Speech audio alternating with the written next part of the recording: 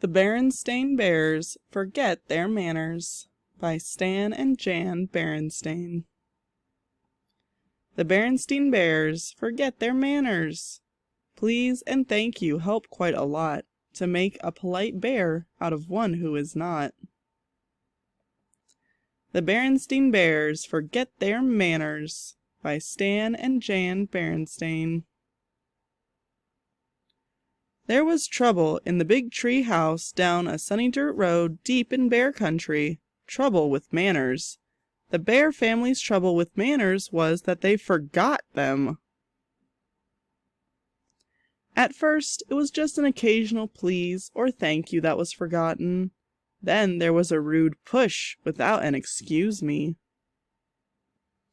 Then a reach across the table instead of a please pass the broccoli.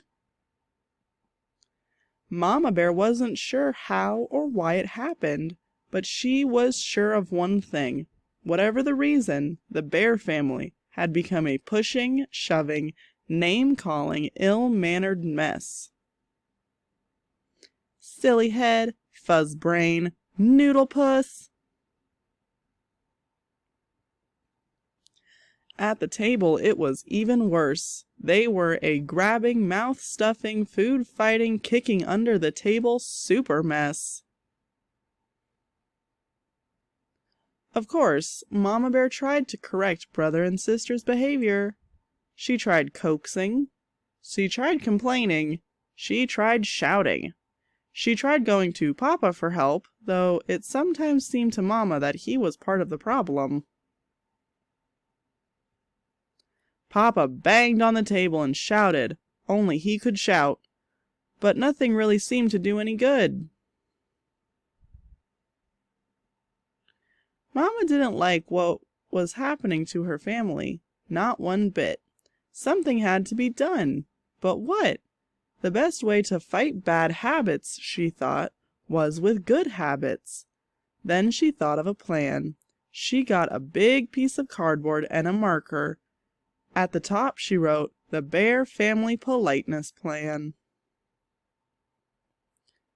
When the plan was finished, she called a family meeting and showed it to Papa and the cubs.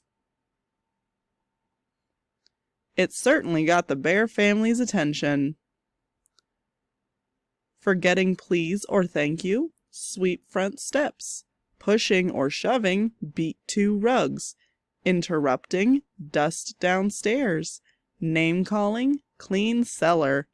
Reaching at table, clean yard. Playing with food, wash dishes.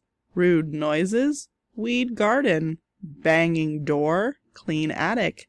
Forgetting excuse me, empty garbage. Hogging bathroom, put out trash. Mama's plan had a list of all the rude things she wanted to stop. Besides, each was a penalty, a job or chore that went with it. If you forgot a please or a thank you, you had to sweep the front steps. If you pushed or shoved, you had to beat 2 rugs. If you got caught name-calling, you had to clean the whole cellar. "But, Mama," sputtered the cubs, "you're not being fair." "It seems to me," she said, "that you're the ones who aren't being fair, to yourselves or to anyone else. That's what manners are all about, being fair and considerate. Manners are very important. They help us get along with each other. Why, without manners—" "Your mother's absolutely right," interrupted Papa. "Thank you, Papa, for your comment, but interrupting is number 3 on the rude list, and the penalty is dusting the downstairs," Mama said, and handed him the feather duster. Said Brother. "This looks serious. I think we'd better come up with a plan of our own, or we're going to be doing a lot of extra chores." "What sort of plan?" asked Sister. "Well," he said, "instead of just being polite, we'll be super polite.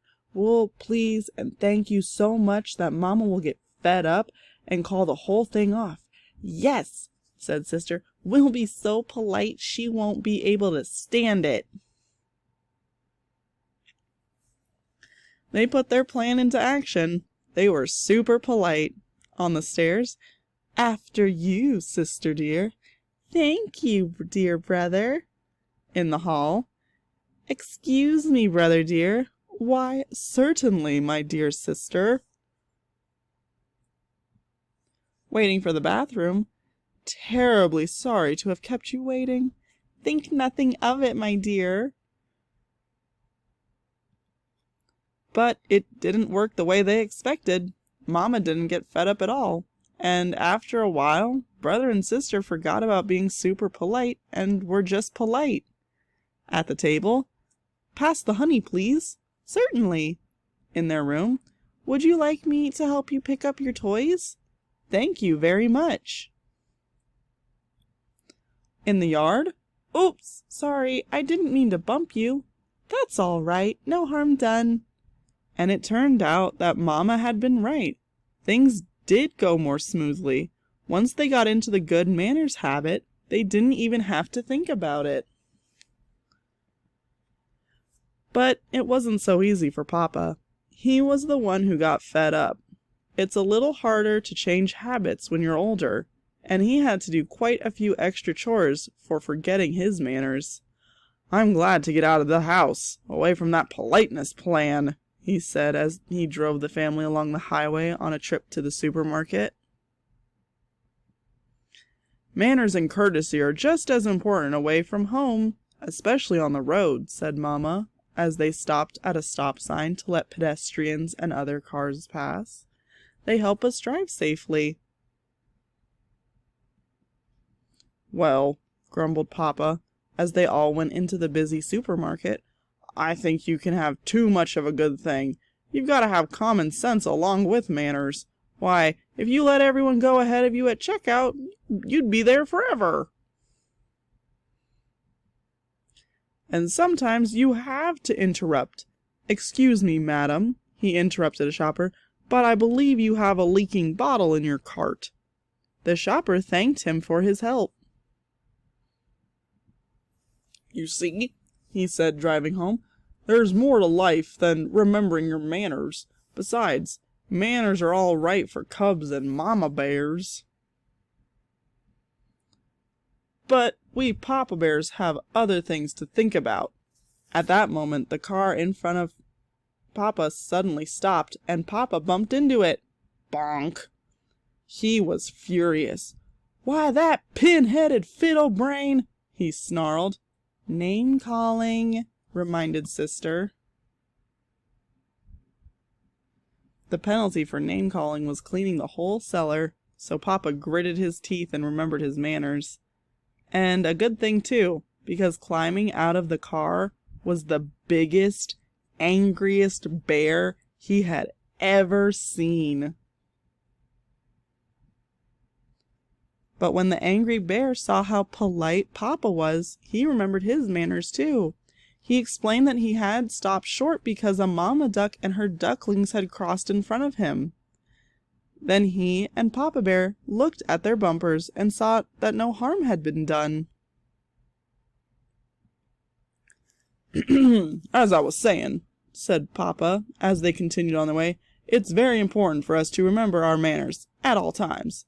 And I want to thank you, sister, for reminding me to remember mine." "You are very welcome, I'm sure," said Sister Bear politely.